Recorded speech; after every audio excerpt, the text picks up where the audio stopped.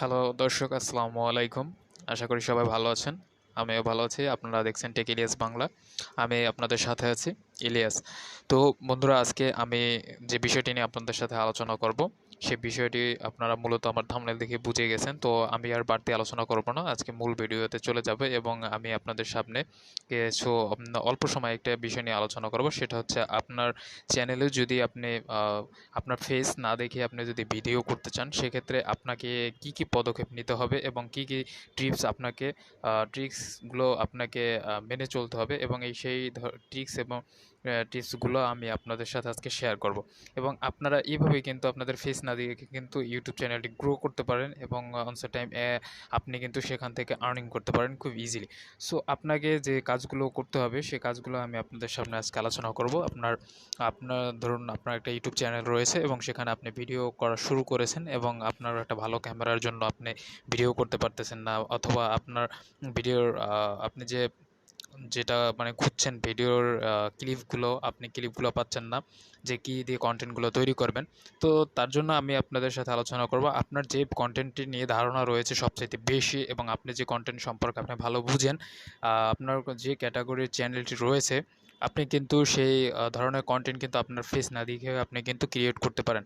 কারণ আপনার সেই কন্টেন্ট সম্পর্কে আপনার অনেক ধারণা রয়েছে, সেক্ষেত্রে আপনাকে আপনার ফেস দেখিয়ে বিস্তারিত বলার কিছুই নেই এখানে।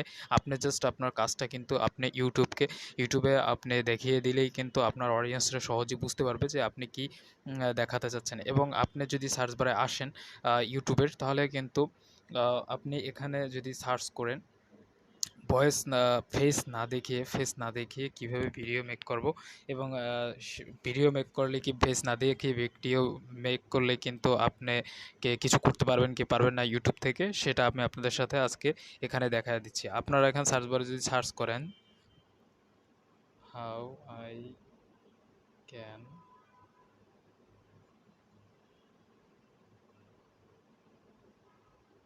ভিডিও ক্রিয়েট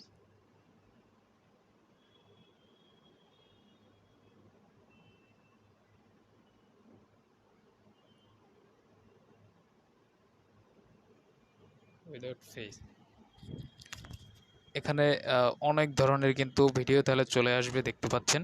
এবং এই ভিডিওগুলো দেওয়ার কাহিনী রয়েছে, এবং অন্যান্য কিছু ভিডিওতে দেখতে পাচ্ছেন যে ফেস দেখিয়ে অনেকে কিন্তু ভিডিও বানাচ্ছে, এবং তাদের স্টুডিওর দরকার পড়ে, এবং যে প্লেসে তারা ভিডিও তৈরি করবে, সেই প্লেসগুলো কিন্তু আপনাকে খুব সুন্দর করে সেট আপ করতে হবে। এবং এই ফেস সেট আপ ছাড়া, আপনার ভালো একটা প্লেস ছাড়া আপনি কিভাবে আপনার ভয়েস দিয়ে অহরহ ভিডিও করে যাবেন, সে জিনিসটা হচ্ছে আপনার নিজের একটা অভিজ্ঞতা। আপনি যে ভিডিওটি নিয়ে করতে চাচ্ছেন, সেটা আপনি স্ক্রিন রেকর্ডারের মাধ্যমে করতে পারেন আপনার ফোন থেকে। জাস্ট আপনি কিন্তু সিম্পলি কয়েকটা অ্যাপস ইউজ করে কিন্তু সেখানে গিয়ে আপনি ভয়েস দিয়ে দিতে পারেন ভিডিওতে।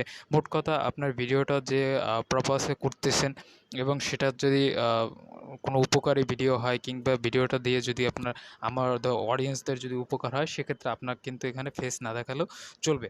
বাট আপনি যদি কোনো কিছু প্র্যাকটিক্যালি খুব ইজিলি বোঝাতে চাচ্ছেন, সেক্ষেত্রে আপনার অডিয়েন্সের যদি আরও অ্যাটেনশন নিতে চান এবং অ্যাটেনশন পেতে চান, সেক্ষেত্রে কিন্তু আপনি আপনার ফেস দেখিয়ে কিন্তু আপনি ভিডিও তৈরি করতে পারেন।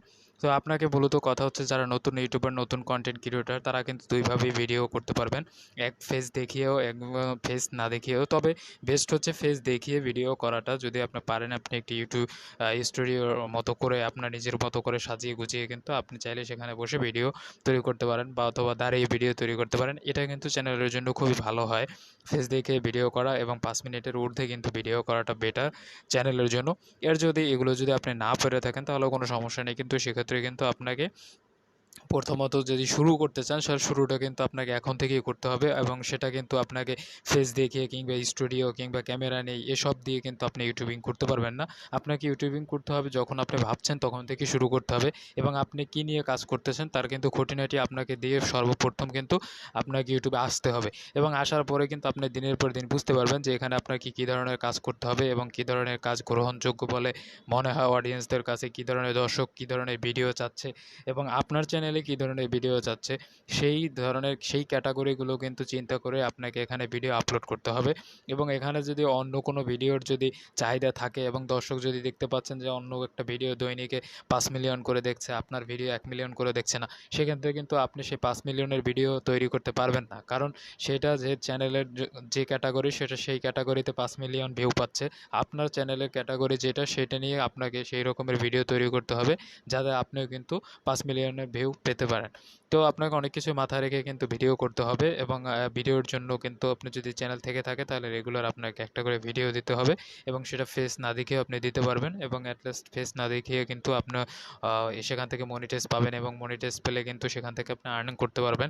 অথচ কেউই কিন্তু জানবে না যে আপনি একজন ইউটিউবার। তো সেটা হচ্ছে আপনাকে ইউটিউবিং আপনি যে সাইটেই করেন না কেন, যেভাবেই করেন না কেন, আপনাকে ভিডিও এবং থাম্বনেল, টাইটেল এগুলো কিন্তু ঠিক থাকতে হবে এবং সেটা কিন্তু যে অডিয়েন্স আপনাকে দেখবে, আপনার ভিডিওগুলো দেখবে, সেটা কিন্তু যথাযথ হতে হবে। ধন্যবাদ।